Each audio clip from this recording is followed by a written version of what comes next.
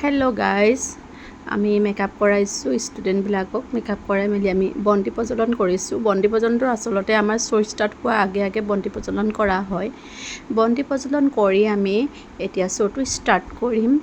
এয়া আপোনাৰ কাম লাগি আছে, চাওকচোন সিহঁতি হাই হেল্ল' ইমান জমনি কৰি আছে। এয়া আমাৰ ট্ৰেডিশ্যনেল ৰাউণ্ড হয়। ট্ৰেডিশ্যনেল ৰাউণ্ডৰ পাছতে আমাৰ ৱেষ্টাৰ্ণ হ'ব। সেয়া দৰ্শকেও চাই আছে, লগতে এইটো ৰানৱে হয়। ৰানৱে কৰাৰ পাছত আপোনাৰ ৱেষ্টাৰ্ণ ৰাউণ্ড আহিছে। ৱেষ্টাৰ্ণ ৰাউণ্ডত আপোনাৰ বিচাৰকসকলে তেওঁলোকক প্ৰশ্ন কৰিছে।